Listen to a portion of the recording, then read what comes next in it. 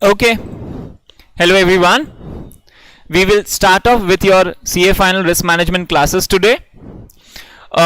Risk management being your elective paper is called your sixth paper, and we will have these lectures purely in English. So we ideally might use some Hindi vernacular words in between, but that might be just an occasional one because of the habit of using those in common parlance. But in general, the classes would be purely English based. That's what we intend to do in these lectures. Before we start off with the discussions of the subject, the first few minutes I'm going to be discussing with you overview about the subject, overview about how to approach the paper, and about a general overview about the subject and the contents that we are going to be discussing in this paper. Risk management is a paper that has a lot of similarity, or let's say a lot of content from different subjects of CA curriculums. So your CA final old syllabus had a subject called ISCA. Yeah, it's an English word only, short form for your subject name. That was ISCA. ISCA is what he used to call it in short. So CA final ISCA was a paper that was there in old syllabus that was removed and the electives came in. But some content is there from the from ISCA syllabus that is there in your risk management paper. In your new syllabus, CA intermediate, you had a paper called EIS-SM. Okay, a lot of you might have studied that from me only. EIS-SM was a paper where you had an EIS part that was earlier an IT related part. Now the newer version had a lot of IT and ancillary areas covered into it. So that EIS part, a lot of topics have come from that area into your CA final risk management. Obviously, it is a paper that is connected to finance, because that is how we will kind of relate our discussions as well. So this will also have a lot of connections with finance. So financially, we will have connections to Inter-FM, Inter-EFF, EFF Economics of Finance paper. We will have connections with respect to SFM paper. So strategic financial management, SFM is one of your main papers in finance in group 1. Risk management paper will have some connections and similarities to that as well. So we will have a lot of subjects that will have some kind of a connection with this paper, and yet this paper is going to be very unique and important, because in our common life we all do risk management. Frankly, you and I, every one of us does risk management. Sir, how so we don't do proper risk? All of us in our lives do some things to avoid certain risks, or we take risks to gain some kind of a benefits. Risk managements we will discuss. I'll go into the subjects, but risk management is something that we all do in our lives. It's something that we can all connect to, relate to, and that is why this is a subject that will have a lot of value, and especially if you want to make a career in finance. So like today's world, if you read papers as well, newspapers, lot of companies have risk management departments, risk management committees. It's become mandatory for companies to set up risk management committees beyond the threshold limits. Obviously, I'm not going into the law parts right now, but what I'm trying to make you understand is there are a lot of companies who are coming up with risk management committees. A lot of them because of statutory requirements, a lot of them because of their own choices. Now, that is where we as qualified chartered accountants come in and play a more pivotal role, because we will have that additional informations, additional knowledge that we will be able to apply. Risk management committees, we will have a lot of discussions here. So what does a risk manager do? What does a risk management committee do? All that is there in our detailed discussions in our syllabus here. Okay, moving on, just keep listening while we keep discussing about the paper and the overview about how we are going to be discussing. That's going to come up after this. Now, paper 6 is an open book examination, as you would be knowing. So what does an open book examination mean? So I can take ICI Math, I can only take ICI Math, you can take any content. No digital content, no digital content in the form of, let's say, you can't use mobile phones, you can't use any kind of digital devices, but you can take any printed notes with you. Okay, that is allowed, that you can take any kind of printed notes with you in the examination halls. That's allowed. So ideally, while you go and sit in the examination halls, you can carry your ICI material with you. You can carry, we issue a material to you as well. So at CA final risk management paper, we have created a separate mat for you guys. Okay, that's called the risk management companion to examination hall. That Companion to Examination Hall is another book that will be available to you guys. Those some of you might have already received it, others would get it very soon. But that book is also going to be very helpful for you. Apart from that, we will also discuss some kind of other handouts that you can carry with you. So you can carry any kind of material printed that you want to carry with you, with any kind of write-ups, markings on it as well. Oh wow, sir, then to it's a fantastic opportunity for us. I can carry any kind of material with me, and I can do just look up in the papers and find my answers and just write it out. Had it been that easy, obviously this paper would have had a totally different response from everyone else. Just to give you an idea about it, this paper, initially when the electives came in, a lot of people felt that risk management was very easy.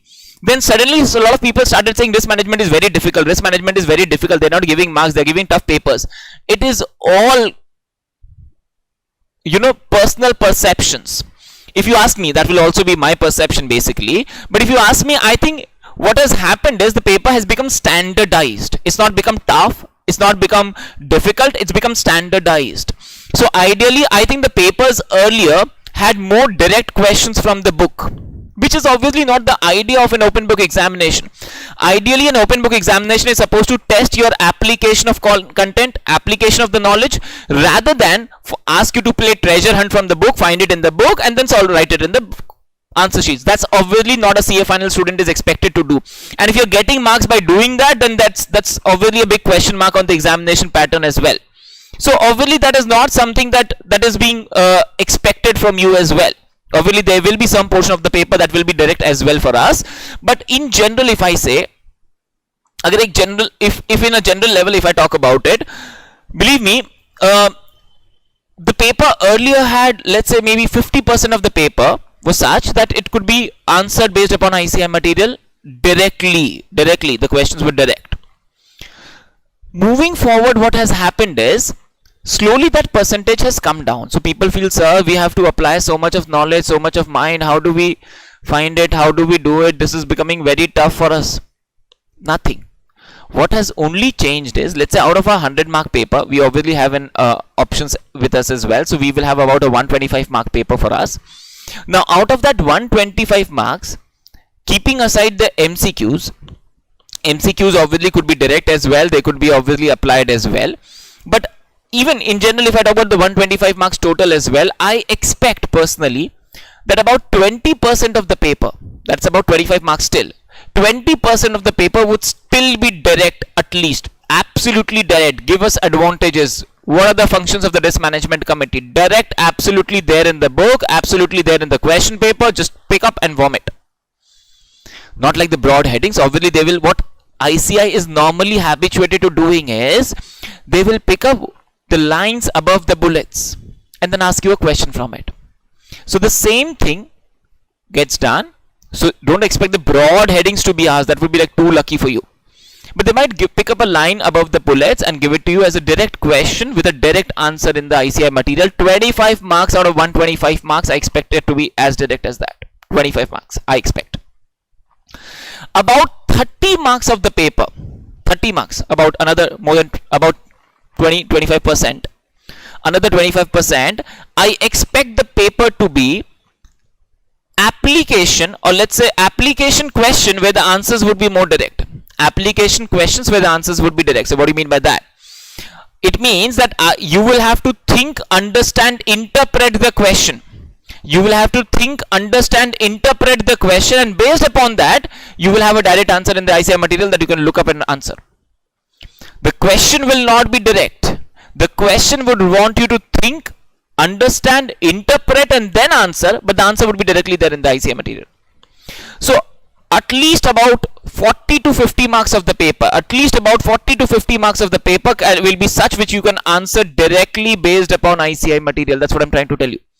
About 40 to 50 marks of the paper would be such which you will be able to answer based upon ICI material. Okay. Out of the rest of the parts, numericals. Lot of people have a fear about numericals from this part of the subject. Sir, how many numericals will be there? Sir, numericals, please understand, we don't expect too much of a numericals. I expect the numericals to be maximum around 15 marks. Maximum about 15 marks, average around 10 marks, 8 to 10 marks. So you may expect like one proper numerical and a few MCQs, or maybe two proper numericals, or a worst case maybe 15 marks. So it's a pure theory paper. That's what I keep telling people. It's a theory paper, like an EISSM paper where you had a flowchart set in. Okay, where you had a flowchart in it.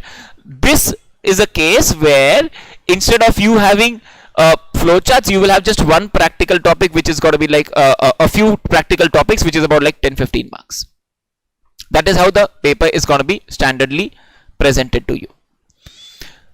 Now, remaining, sir.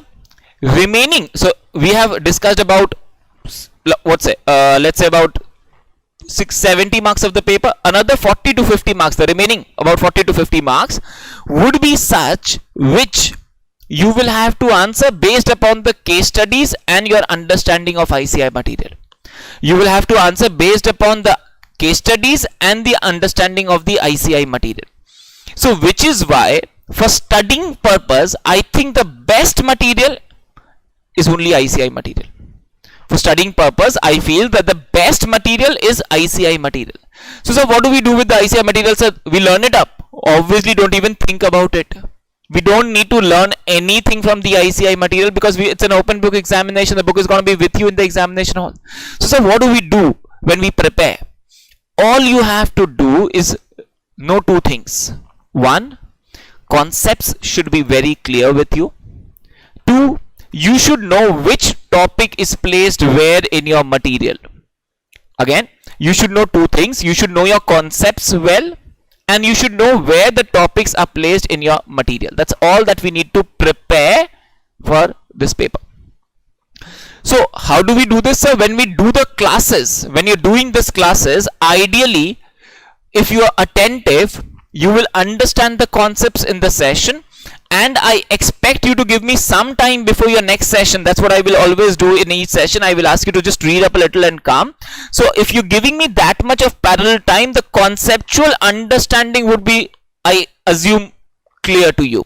We will be conceptually clear and comfortable. The next is understanding what topic is where in our book. So I expect you to revise about thrice. I expect you to revise the entire topic, the entire contents about thrice. 3 times before the examination halls. So we would do it parallelly once with the classes. You're doing it in the classes, parallelly once back at home, once in the last 1 month before the examinations. Those are going to be your 3 revisions, and then you finally do it in 1.5 days before the examinations. Once you've done it about 4 times, you will definitely have an understanding where the topics are placed in your ICI material. Once you have done the topic 4 times, you will definitely have an idea where the topic is placed in the ICI material.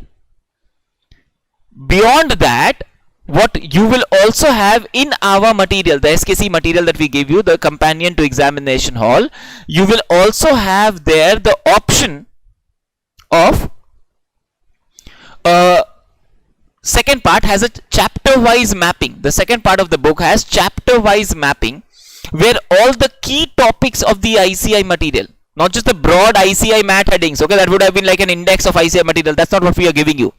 All the key headings, all the key topics, and within that all the broad main areas that we're discussing in ICI material, all that is given to you in that book. So all that is given to you in our book in a last part of the material where the proper mapping has been done. But don't look up to the mapping first time in the examination hall. It does not help you because obviously you've not looked at it before. So what you should do is, one, when you are revising yourself at home, parallelly with the classes, open the books, or if you have not received it by the time you're starting off with the classes, that's not a problem. Once you start off with the classes, post that once you get your book, you can then accordingly maybe just drop in and go through it. But parallelly, I would want you to see the material once. And when you revise in the 1 month before the examination halls, obviously we will do it together. So we will revise in the ICI material and again look up in the SKC material for the chapter wise mapping, so that I am comfortable with the chapter wise mapping, so that in the examination halls, when I have a direct question, or let's say if I have been able to understand this question relates to this topic, I don't need to search the ICI material where the topic is placed. We will directly look up in the SKC material, find out in the mapping part, and then go straight away into the ICI materials. The SKC material also will have chapter summaries. So what is the benefit of the summaries? It helps you in revising in the 1.5 days. It helps you to look up in that one in the examination hall and in the 1.5 days. So it will help you definitely.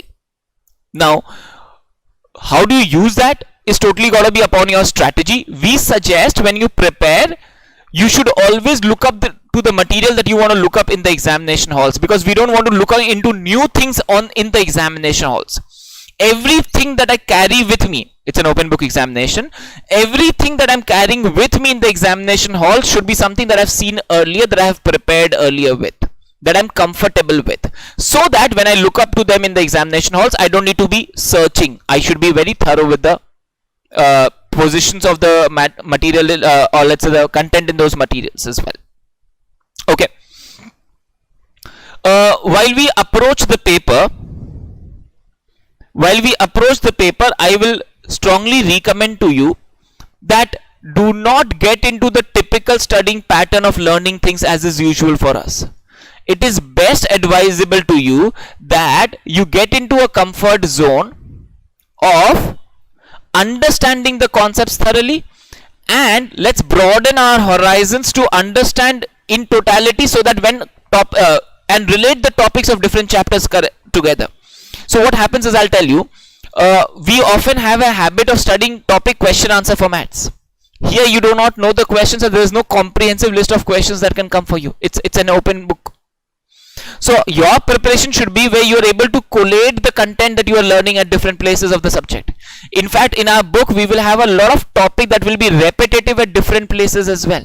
So that is where the knowledge has to be joined together, synced together, so that finally when I'm asked questions, I'm able to apply my knowledge of different chapters together and write my answers, especially in those 40 to 50 marks of case study and ICI math based questions that we will have to tackle. Okay.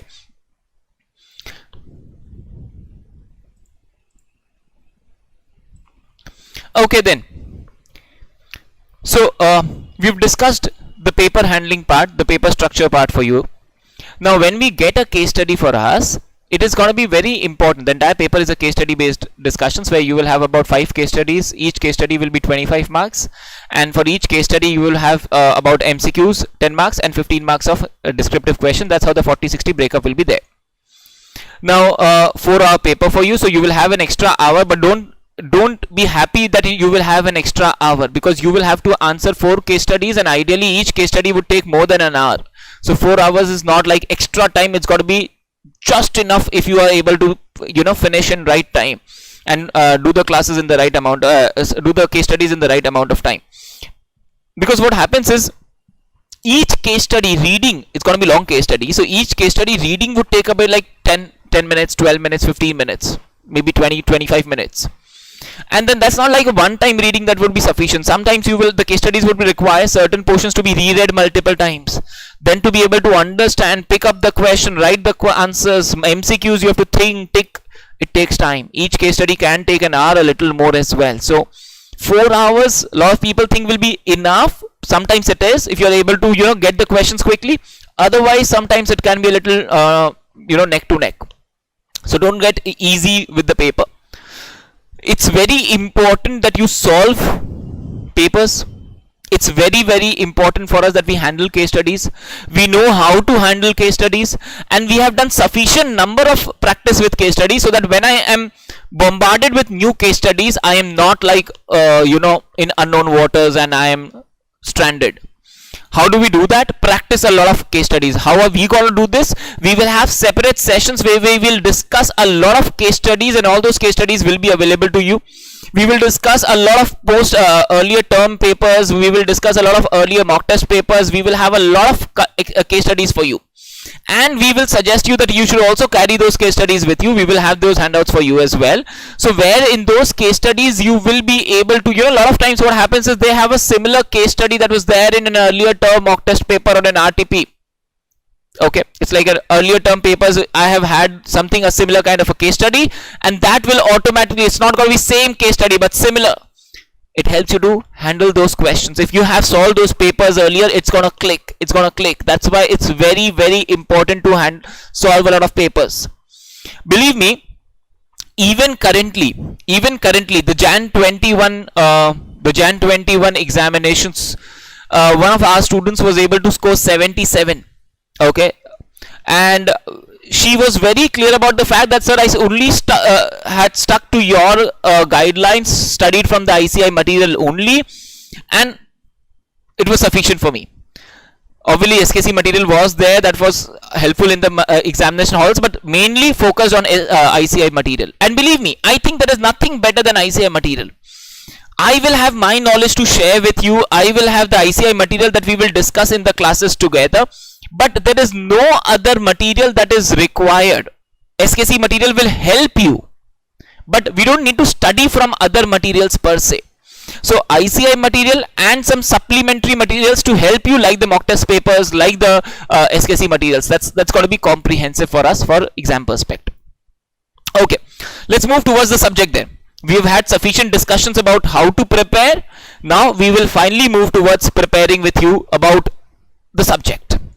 So, sir, the subject is risk management. I'm going to break up the subject. So, we will discuss together what is risk. We will discuss together what is management. We will discuss together what is risk management. I'm going to give you an overview of the chapters that we are going into. So, I am still not starting off with the content. My discussion still is on a generic level only. ICI material, we will have 9 chapters.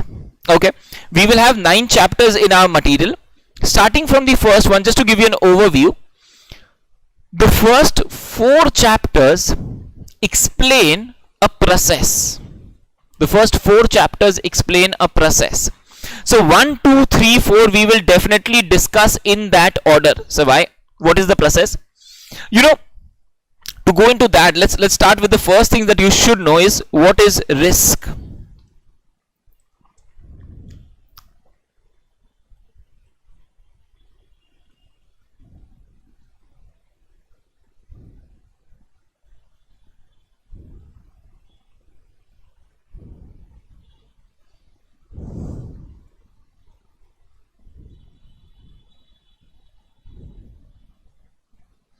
The first thing that I'm discussing with you is what is risk. Okay, your opinions about it.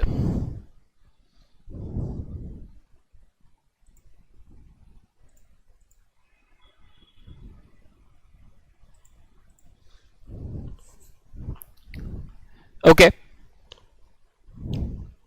different people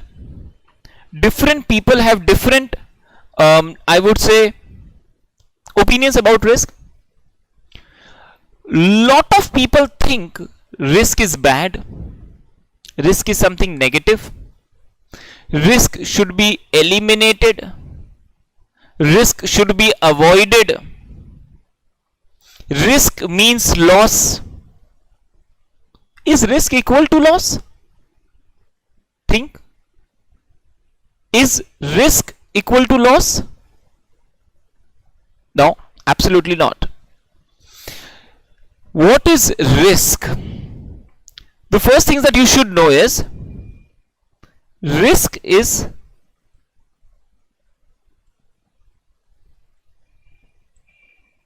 an uncertainty. So risk is something that is not certain. So that everything that is not certain is risk? Obviously not. Reverse is not true. Risk is uncertain, but everything that is uncertain is not risk. Obviously, there can be anything that is uncertain, that is not risk for us. Okay, risk is uncertain. Okay, so risk is an uncertainty that is not certain for us. Risk, there are different definitions of risk in our book. There are different definitions of risk across the world.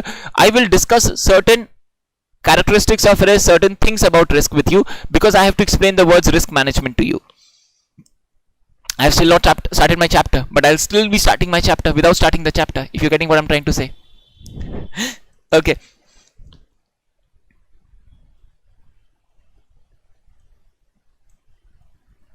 Risk is the possibility, Risk is the possibility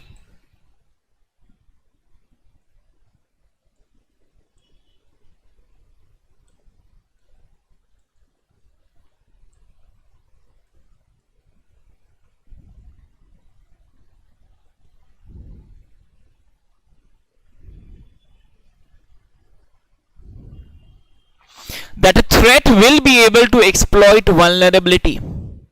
Risk is the possibility that a threat will be able to exploit vulnerability. So what are these words that you're mentioning?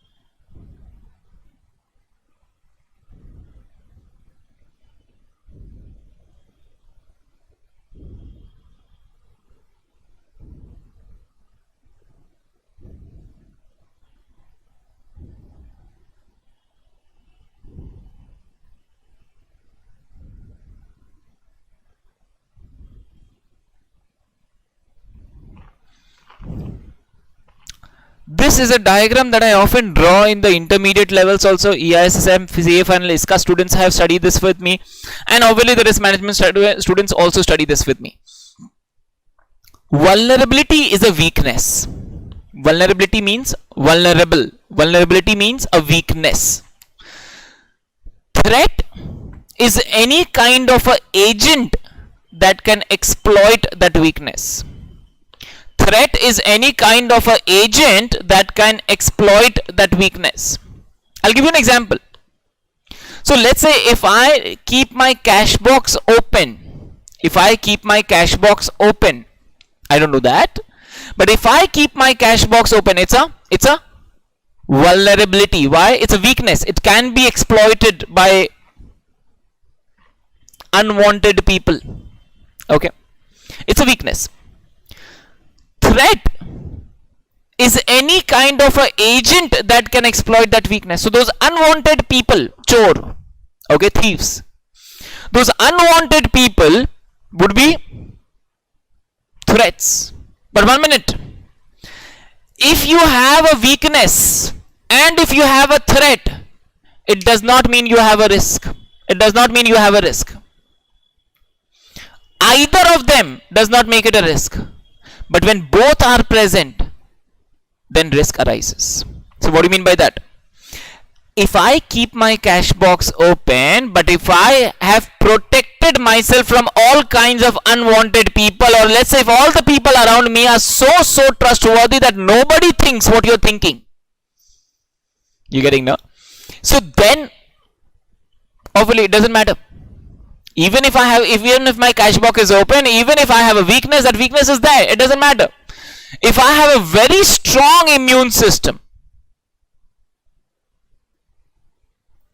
then even if I am attacked by harmful bacteria and viruses, I will not fall sick. Harmful bacteria and viruses are like threats. They can harm me. But if I have a strong immune system, if I don't have any weakness in my body, I will not fall sick. Reverse, if I have a weak immunity, but if I keep myself protected against all kinds of harmful bacteria and viruses, including the viruses that have been recently keeping everybody at home. So if I have kept myself protected from all kinds of harmful bacteria and viruses, I will still not fall sick. But if I have a weakness in my immune system and if I am attacked by harmful bacteria and viruses, then I will catch cough, cold, flu, etc. etc. You get the etc. etc. The possibility of this happening is called risk. If I am having my cash box open, it's a weakness, but if all the people around me are trustworthy, the weakness will not be exploited. It's not a risk for me. On the contrary, if I am constantly surrounded by thieves, people who are on the lookout of exploiting weaknesses, but if I have very strong controls, they will still not be able to harm me. But if there is a weakness in my controls, and if I have unwanted people, thieves around me, then they will be able to exploit the weakness and cause losses for me. All I'm trying to make you understand is that for risk, you need to have both. You need to have a threat and you need to have a vulnerability. Only when you have both, then you have the possibility of an attack happening. And that attack will lead to exposure. So what is exposures? It is losses. The losses that you would face if something like this happens. So the possibility of this happening is called risk. The possibility of this happening is called risk. So risk is the possibility that a threat will be able to exploit a vulnerability leading to losses for the organizations.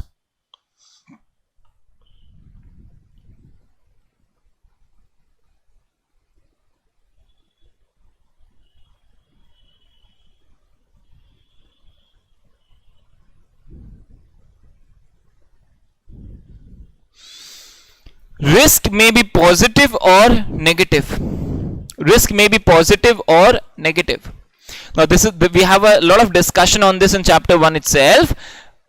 Is risk positive? Is risk negative? Risk can be positive, risk can be negative. Sir, if risk had only negative connotations, then risk would mean loss.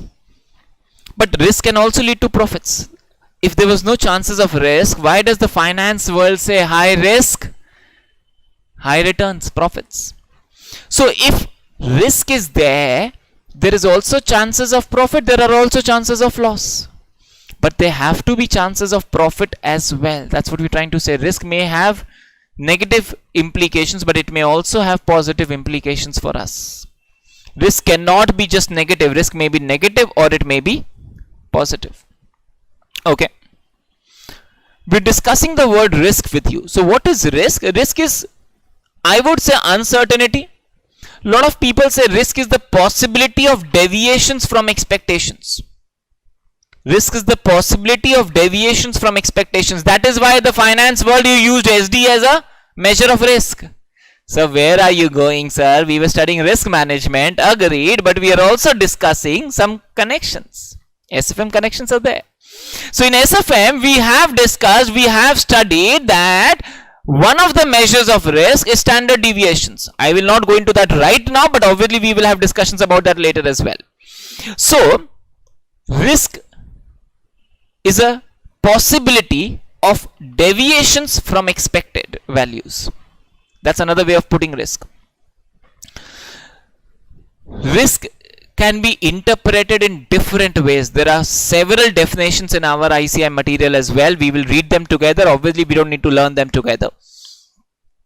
But if you're understanding the term risk, it's an uncertainty that may be positive or negative. General mindset of people is negative. In fact, more times in this book, we will use the word risk in negative sense than in positive sense. But hindsight, you should be very clear that the risk may have positive implications, that the risk may be positive. You should be very clear about this, that should be there in your mind. Though formally we will only, major part of the syllabus also we will talk about risk in the negative sense only, but it may also be interpreted in the positive sense. Risk can be deviations from your expected values, from standards as well. That's risk. What's management? I am sure since childhood you studied this word management, school days. Now obviously school days is your childhood days. So since childhood we have studied what is management. I'm sure you will have an idea. Go ahead. Management. Even if you're doing the videos, you should talk to yourself. That's what makes the videos worth it. You know, otherwise if you're just constantly staring at me, beyond a point of time you tend to get distracted, bored. You will not feel that, you know, that concentration levels will not be there if it's just one way monologue that goes on. So talk to me as if you're doing a live class, even if you're doing a videos. Okay, so going ahead, what is management? You should be saying the answers to yourself now. Childhood days we used to say management was 5 things, sir. Management was 5 things. What was 5 things? Management was planning, organizing, staffing, directing, controlling. Management was 5 things: planning, organizing, staffing, directing, controlling. Sir, we studied that obviously. Now anything, for simplified languages I can say management of anything is like setting a target, taking actions to achieve the targets, setting a targets, taking steps to achieve the targets, evaluating whether the targets have been achieved, monitoring whether the work is being done properly, and if there are deviations we take, corrective actions. Risk is about setting targets, ensuring that your targets are being achieved, constant monitoring and ensure evaluations, and if there are deviations we take corrective actions. That's management. Risk management, risk management, risk management. So what is risk management? Risk management is about managing risk. Wow. Risk management is about managing risk, sir. It means it's about setting targets for risk, ensuring that those targets are being achieved. I'm just joining the words, setting targets for risk, ensuring that the targets are being achieved, and if there are deviations we take corrective actions. We evaluate, monitor, ensure that the targets are being achieved, and if there are deviations we take corrective actions. So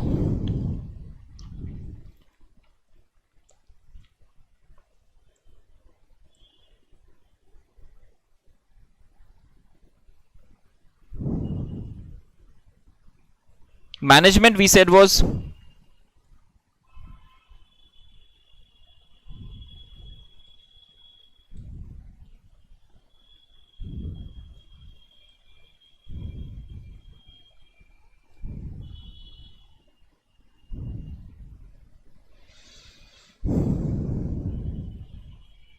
risk management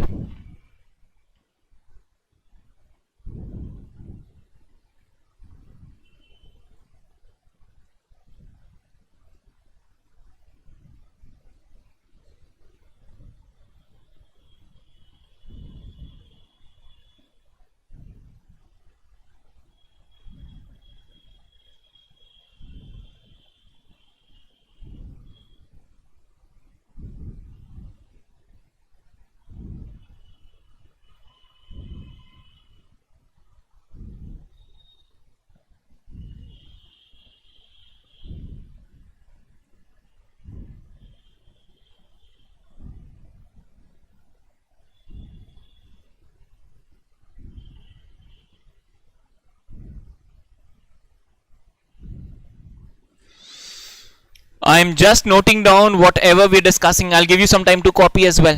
I'll finish the discussions about risk management and then I'll give you some time to copy as well. But I'm just noting down things what we're discussing here. So then, sir, what will be the exact steps, actions in risk management? What would be the exact steps, actions in risk management?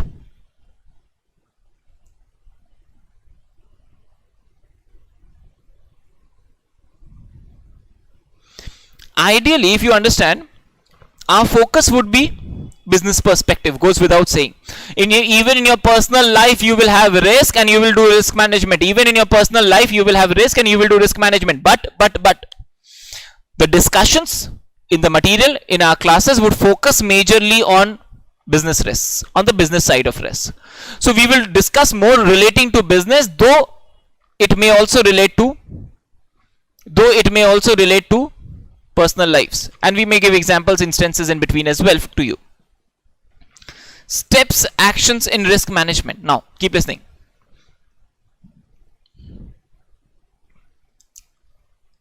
Ideally, understand,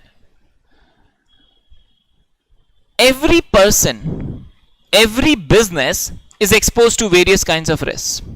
If I start with the personal lives, you will have various risks in your life. God forbid, we would never want, but we may not be able to clear the exams. Worst cases, we're discussing risks. We may fall sick and not be able to go and sit for the exams. We may hurt ourselves, fall down, have an accident. The various kinds of risks that I am exposed to that are possible. Now, every human is exposed to various kinds of risks. I am exposed to a meteor shower attack risk. So, what is that? What is that? A meteor falls from the galaxy, sky, cosmos, space, and falls on the earth and falls exactly on your tower, on your building, on your place. Probability, I don't even go into measuring, but it's there. We are all exposed to various kinds of risks in our personal lives. Corporate world, we're all exposed to various kinds of risks in a business. So what kinds of risks are we exposed to in a business? I'm exposed to risks like bad debts, changes in market rates, interest rates, stock prices, raw material prices, output prices, finished goods, services, changes in prices. I'm exposed to operational risks. So what is operational risk? Day-to-day operations related. So my machines may break down, my employees, my key employees may have a problem, they may fall sick, they may go on a strike. Day-to-day operations related risk. The vendors may go on a strike, they may not provide the raw materials on time, the customers may not be able to come. Bad debt related risk could be in the law of possibilities, different kinds of risks. Fire, natural disasters. We are exposed to loads of various kinds of risks in an organization. Do we know all of them? No.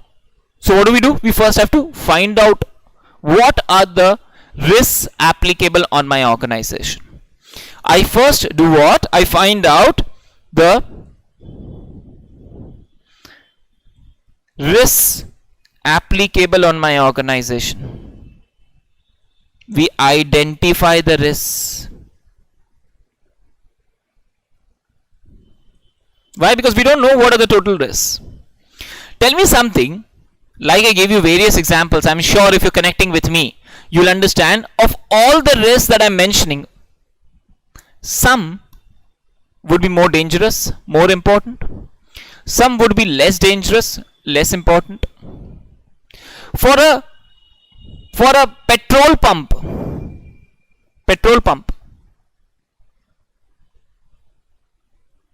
credit risk would be negligible. Bad debts risk, credit risk of default, bad debts.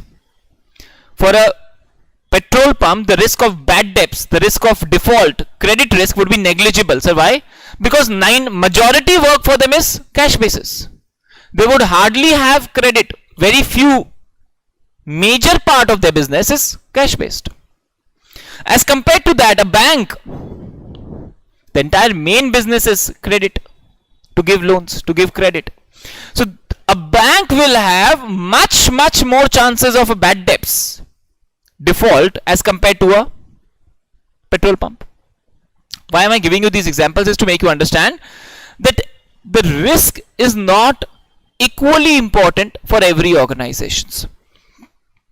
Some risks may be more important, some risks may be less important.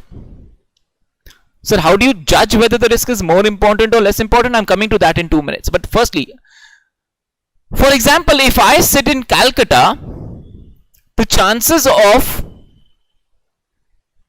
a tsunami or a flood or any kind of let's say the flood or a water based attacks, let's say flood, tsunami, would be greater as compared to if I sit in maybe New Delhi.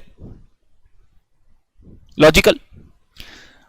If I am sitting in Japan, I will have greater chances of a earthquake as compared to if I'm sitting in Kolkata. I'm giving you instances, but try and connect through the instances that the fact that all the risks are not equally important for everybody. So what do? we assess the risk. What do you mean by assess, sir? We assess and understand. We do an assessment of the risk and understand how important are the risks. In fact, we will go ahead and do something called ranking of the risks. Rank them in the order of their importance, priorities. What is more important, what is less important? Assess the risk, understand, identify, and then assess this. What are the risks more important, what are the risks less important for me? What are more important, what am I going to do? Take immediate actions. What are less important, I will decide. I'm coming to that in the next step. But when I am assessing the risk, the assessment is based upon two parameters. When I am assessing the risk, the assessment is based upon two parameters. So what are the two parameters on which you base the risk assessments? So one is the likelihood or the probability of the risk materializing. One is the probability or the likelihood of the risk materializing. And the second is about the amount of loss that I would face if the risk materializes. And the second is about the amount of loss that I would face if the risk materializes.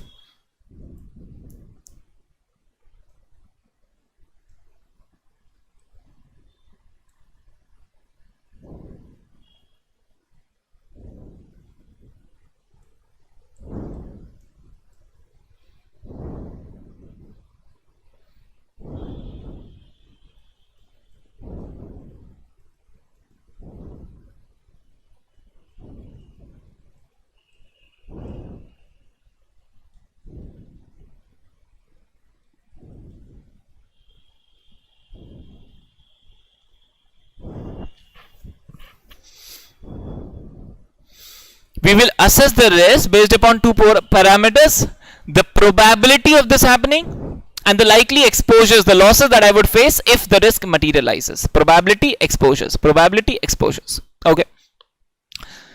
Now, probability of the risk materializing and the likely losses, exposures that I would face if the risk materializes. That's how I assess the risk. That's how I rank the risks. Some risks may have high probability, 90% chances of occurring, but if they occur, loss is 100 rupees. Chances of occurring is 90%, but if it occurs, loss is 100 rupees. As compared to that, some risks, the probability may be only 10%, only, but loss is 2 crores, only. The probability may be only 10%, but losses 2 crores. So for some risks, the probability may be lower, but the exposures may be higher. Or the flip side, certain risks, the probability may be high, the exposures may be lower. What do? Consider both. So we need to consider both the probabilities and the exposures, and then assess the risk and decide what risks are more important, what risks are less important for us. That's how you do assessment of the risks. Once we have assessed the risk, we will do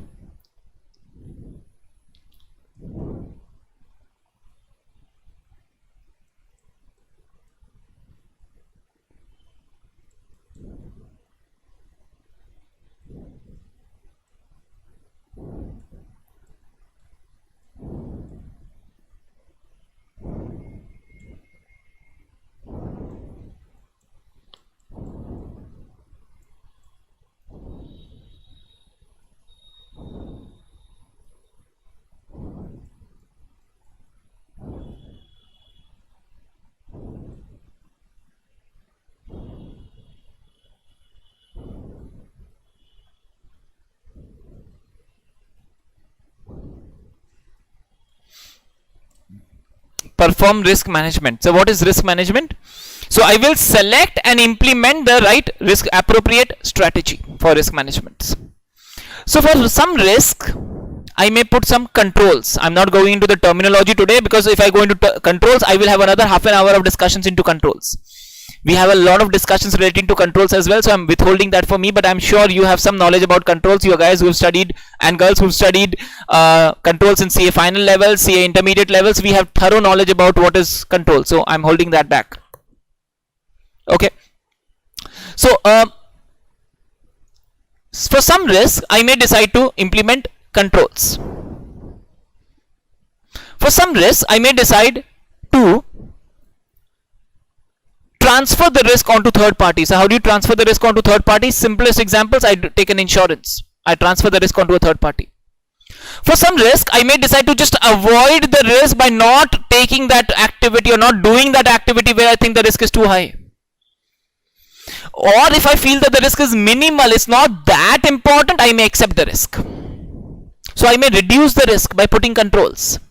I may transfer the risk onto a third party, insurance. I may avoid the risk by not doing the work where I feel there is too much risk. Or I may accept the risk and accept it that okay, we will have to accept some risk, because if I don't take any risk, if I eliminate all risk, all I will earn is RF. So what are you saying? Sir, higher the risk, higher the return, lower the risk, lower the return. If you eliminate all risk, all you earn is RF. Then what is the point doing business? Put the money in FD. There also there is little bit risk. The idea being, if you're taking risk, you will get better returns. But for that you need to take risk. If you're doing a business, don't eliminate all risk. Then there's no point doing a business into it. So when we're taking risk, we will have higher returns. But for that we need to take risks as well. Okay. So coming back, I will either accept the risk, avoid the risk, reduce the risk by putting controls, or transfer the risk onto third parties by using insurances. I will identify my risks. I will assess the risk. I will select the right risk management strategies and implement those strategies. And then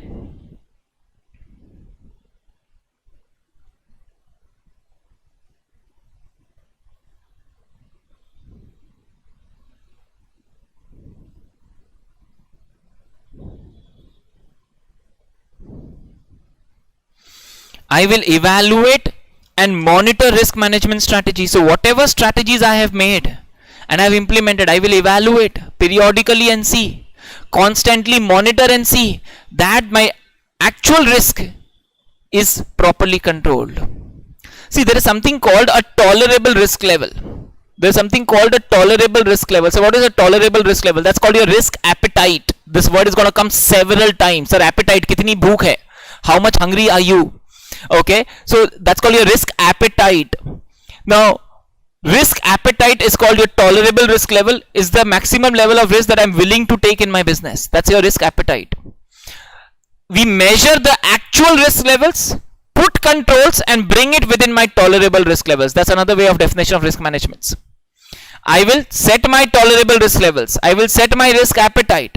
I will then measure the actual risk levels that may be higher.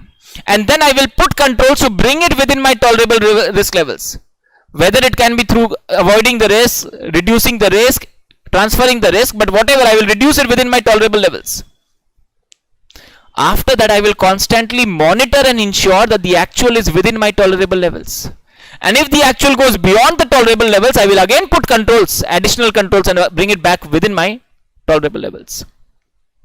Risk management is also about ensuring that your actual risk levels are within your tolerable risk levels. Risk management is also about ensuring that your actual risk levels are within your tolerable risk levels. And if there are deviations, as we say, we take corrective actions. Okay, so we will evaluate and monitor the risk management strategies, whether they are all working properly, whether the actual risk is within my tolerable risk levels, and perform corrective actions, or let's say take corrective actions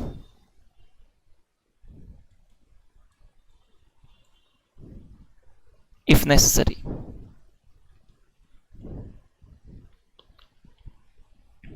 So it's like a 5-step thing.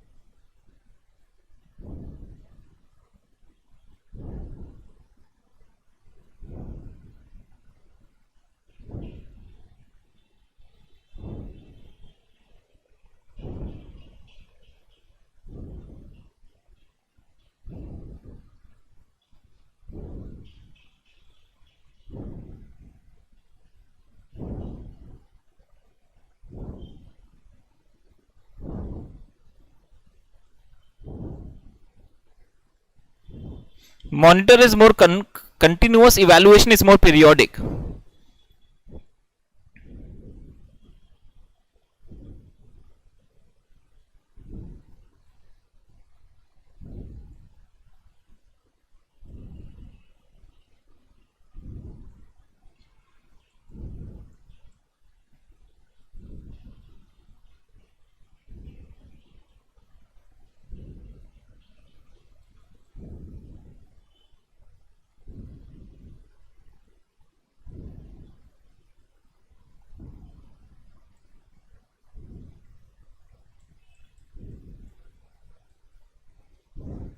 Set the risk appetite, measure the actual risk, take steps to reduce actual risk to risk appetite levels, take steps to reduce actual risk to risk appetite levels, monitor, evaluate to ensure actual remains within tolerable, actual risk remains within tolerable risk, and take necessary steps if the actual risk goes beyond tolerable rises beyond tolerable risk.